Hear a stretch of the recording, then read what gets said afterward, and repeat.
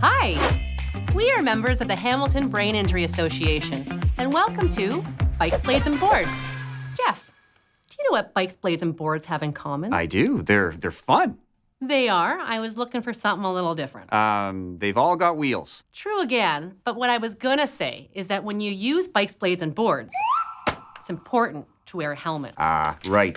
Because when you're having fun, this can happen.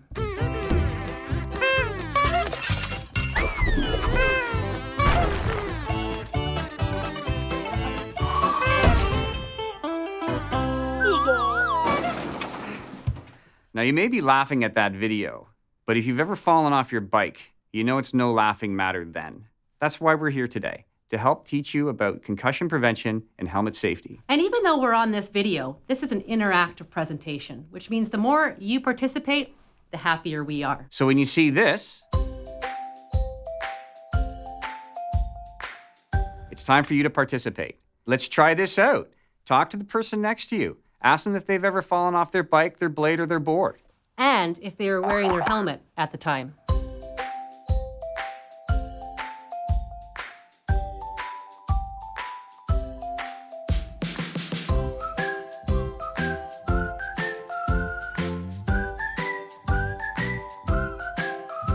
Time's up. Did anyone fall off their bike, blade, or board? See? It's more common than you think. That's why it's good to wear one of these.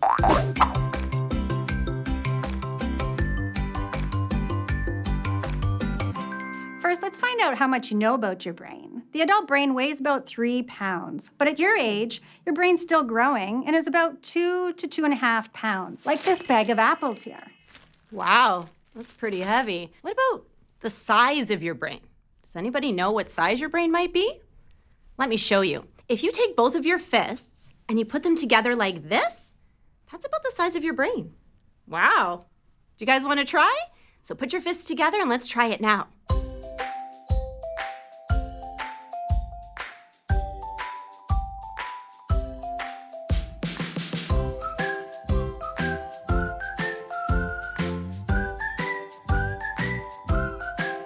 Wow, that's pretty awesome. There's some big brains in this room. But did you ever stop to think about the color of your brain? What color do you think your brains are?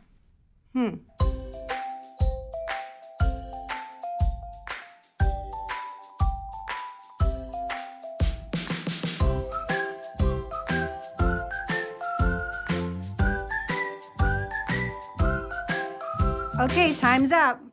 Did you hear rainbow?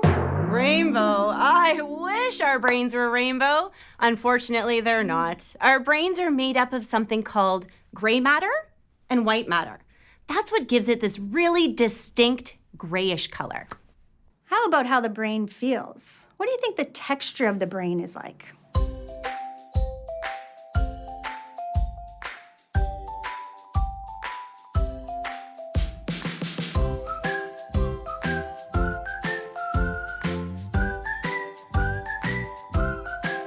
Right, your brain is slimy, squishy, and soft, like Jell-O. Like this Jell-O mold over here, our brain is a very fragile organ. And since it's so fragile, it needs some protection. So what do you think protects this brain from getting hurt?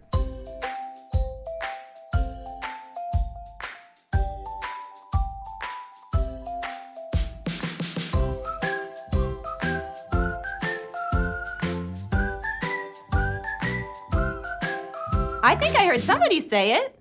It's the skull. The skull is this bony formation that helps protect our brains to keep them safe. And although it's a hard shell, it's actually quite fragile. Did you know your skull's only about as thick as this pencil? And that's not very thick. So without the proper protection, it too can be easily damaged.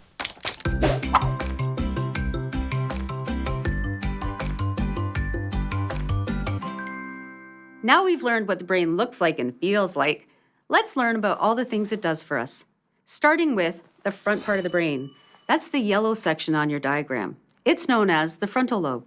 The frontal lobe is responsible for some amazing things, like feeling happy or sad, mad or silly, in making decisions, thinking, and getting ideas. Therefore, the yellow part, or the frontal lobe, is really important for making you, you. Next, let's move to the top of the brain, the green part, also known as the parietal lobe. The green part of the brain, or the parietal lobe, is responsible for telling our bodies how we feel, feeling things like hot or cold, sharp or heavy, everything we feel from our head to our toes. Therefore, the green part of the brain, or the parietal lobe, is responsible for protecting our bodies against danger and helping us move our bodies the way we want. Next, let's take a look at the side part of the brain. This is the part right behind your ears. On your diagram, it's the pink part of the brain. This is known as your temporal lobe, and it's responsible for things like understanding,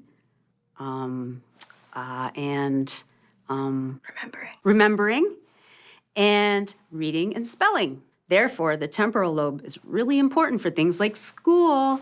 The blue part of the brain, at the back of the head, is also known as the occipital lobe. The blue part of the brain, or the occipital lobe, is responsible for seeing things like people, places, words and books, things we do, or where we are going. Therefore, the blue part of the brain is extremely important for our incredible vision. There are two extremely important parts of the brain that we still need to take a look at. On your diagram, there's a white part and a gray part. The white part, just below the occipital lobe, or the blue area, is known as your cerebellum. To show you what the cerebellum helps you do, everyone, let's stand up if you're able. Make sure there's space around you. Okay, the cerebellum is responsible for your balance. So let's test it. Everyone, stand on one foot for 15 seconds. Ready? Go.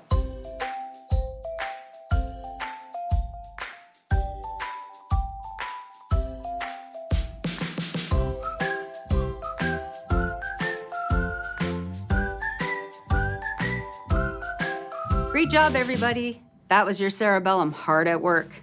So let's all sit back down and get ready to listen about the next part of the brain we're going to talk about, the brainstem. And that's the gray part of the brain. This tube-like structure extending out from the bottom of the brain is known as the brainstem. The brainstem is responsible for things that we don't really think about, things like breathing, the beating of our hearts, and digesting the food we eat. Therefore, the brainstem is extremely important for us to survive.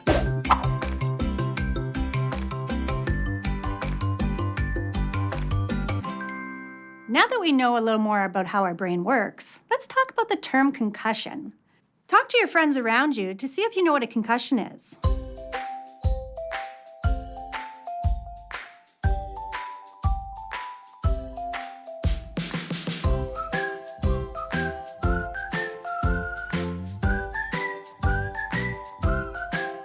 Time's up. Let's see if some of you are right.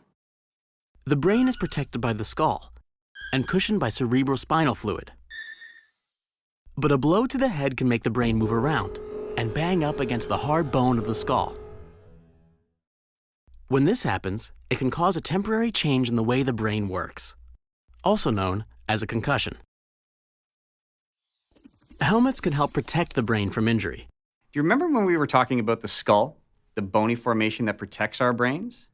Although the skull is meant to protect our brains from damage, the inside of the skull is not as smooth as you might think. The inside of the skull is very rough, which can cause damage to the brain after a hit to the head. There's actually a fancy word to describe that kind of injury. It's called the coup contra coup lesion. Try saying that 5 times fast, Leanne. I can't. That's why we invited our friend Dr. Logan to teach us all about it. Thanks, Jeff and Leanne. The terms coup and countercoup are French for blow and counterblow. Therefore, a coup countercoup injury actually refers to two separate brain injuries sustained during the same incident. A coup injury refers to the brain damage that occurs directly under the point of impact, as seen here. In contrast, a counter-coup injury occurs on the opposite side of the brain from where the head is struck, as seen here. The brain inside the skull floats in a liquid called cerebrospinal fluid. Generally, this fluid provides enough protection from the little bumps and jolts we experience throughout the day. However, when the force of a blow to the head is severe enough, the brain can slam against the skull, causing serious damage. Thanks, Dr. Logan. Now that we know how concussions happen, can you kids tell me some of the consequences of a concussion? What do you think happens to our brain?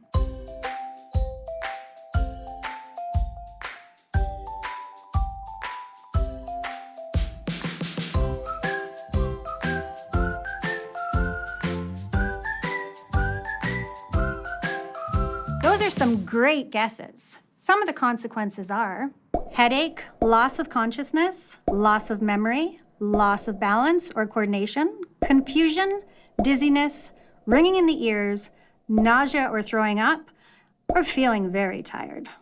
That's a big list. Ooh, nothing on there sounds very good. Nuh-uh. To help us protect ourselves and our brains from getting hurt, we have another special guest, Dr. Karen Bailey. That's right, everyone. A helmet is designed to reduce our chances of concussion by protecting our skulls. Helmets are specifically designed to absorb the impact when your head makes contact with a hard surface.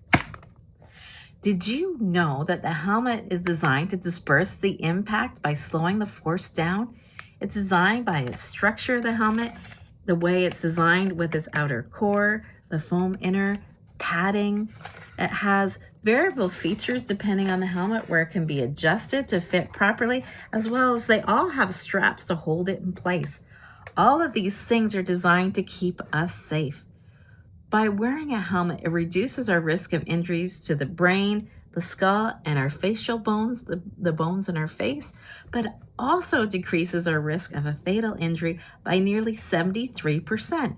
So please wear your helmet, wear it right, have lots of fun, but stay safe. Whoa, thanks, Doc. Kind of seems like a no-brainer to wear a helmet, eh, Leanne? Good one, Jeff.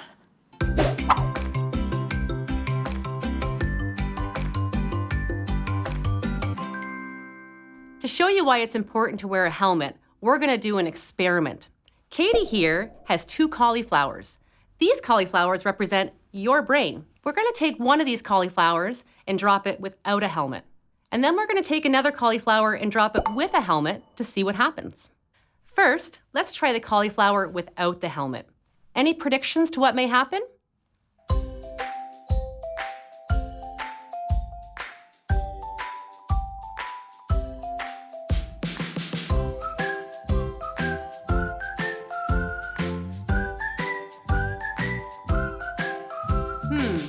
I wonder. Let's see what happens. Help me count down. And 3, 2, 1.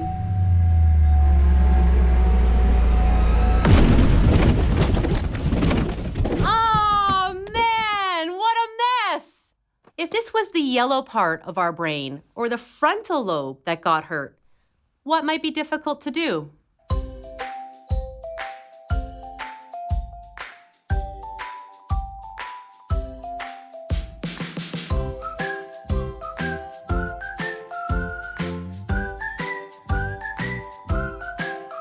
That's right.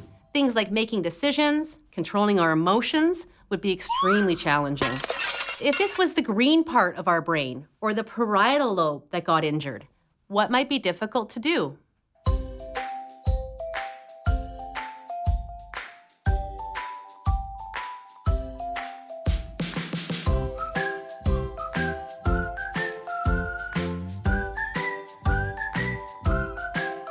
Absolutely.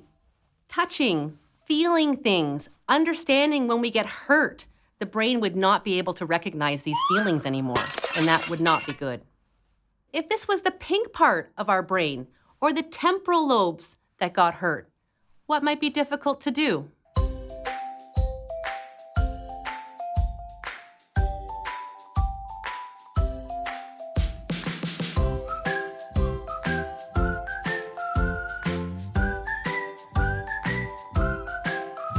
Absolutely, school would be extremely difficult. It might be hard to spell, read, remember things, and your teachers wouldn't like that. If this was the blue part of our brains that got injured, or the occipital lobe, what might be difficult to do?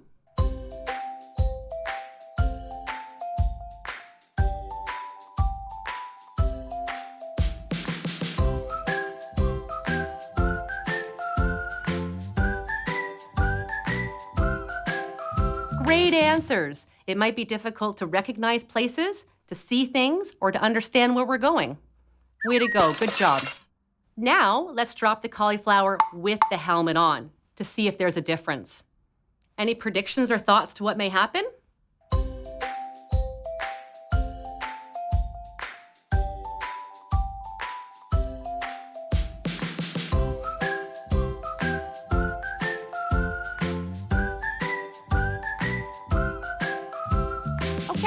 help me count down. And 3, 2, 1.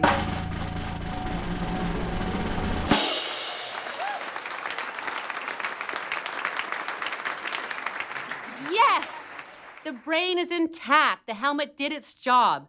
The helmet absorbed the impact the head otherwise would have taken, therefore protecting our brains. That's why it's important to always wear a helmet and protect your brain as well.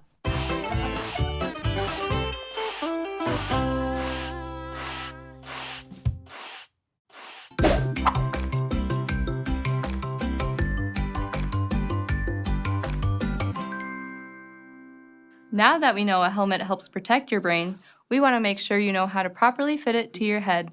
All you need to know is the 2v1 helmet safety rule. Here are some important things you need to know. 2. When fitting your helmet properly, make sure the helmet is resting only 2 fingers above the eyebrow. A properly fitted helmet using the 2 rule should look like this. V. When fitting the helmet properly, make sure the straps make a V around the ears. A properly fitted helmet using the V rule should look like this. 1. When fitting your helmet properly, make sure you can only fit 1 finger in between your chin and the chin strap. A properly fitted helmet using the 1 rule should look like this. Did you know that if you say something out loud 3 times in a row, that the chances of remembering it are far greater? Let's all say that rule together, 3 times in a row to help us remember. Ready? 2v1. 2v1. 2v1. Now that we're familiar with the 2v1 helmet safety rule, there are some important tips we want you to remember when fitting your helmet properly. Make sure your helmet has one of these safety certified stickers inside. Look for a CSA, ASTM, CPSC, or SNELL approved helmet. Make sure there's no added paint or stickers on your helmet. The helmets are designed with a specific paint used to slide across surfaces. So if we add any extra paint or stickers, it could prevent it from successfully sliding in a fall. Another rule to remember is no high ponytails or buns under your helmet. In order for the 2v1 rule to work, your helmet has to fit securely and snugly on your head. Ponytails should be worn below the helmet in order to make sure the helmet fits properly. So don't wear anything underneath your helmets. Like baseball hats or bandanas, headbands, tiaras, crowns, bunny ears. Okay, they get it. Just like the ponytail rule, your helmet should fit snugly and securely on your head. Always check your helmet for damage. If it's cracked or dented, it won't be able to keep you safe, and you're probably going to want to get a new one. If your helmet is too big or too small, it's time to get a new one. Your helmet should fit snugly to your head. There are tons of different sizes and styles. Find the one that's right for you. So what's that very important rule we must remember every time we get on your wheels? I think it goes something like 2v1. 2v1. 2v1. Great, well done. If you only remember one thing today, it's that 2v1 will keep you safe. That's right. We only get one brain and one brain only. So it's your job to protect it. Make sure you wear that helmet and stay safe always. So please go home and share this information with all your family and friends and help ensure that they're wearing their helmets properly. On behalf of the Hamilton Brain Injury Association, thank you for learning how to protect yourselves and how to protect your brain. If you would like more information, please visit the H.B.I.A website. Get your parents to check it out. Get as many resources as you can. Thank you, and be safe.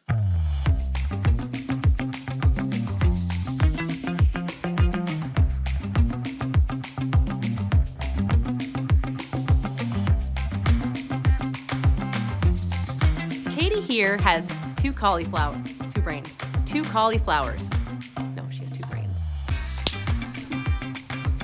So please go home and share this. We have another special guest, Dr. Karen Bailey. And she's here at the door right now.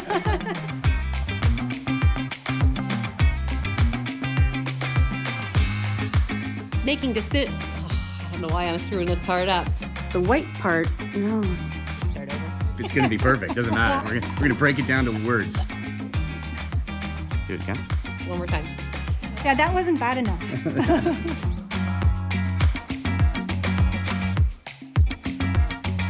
Wait. Wow. That's a pretty good first pass. We're hot. We're going to the big screen. Love it.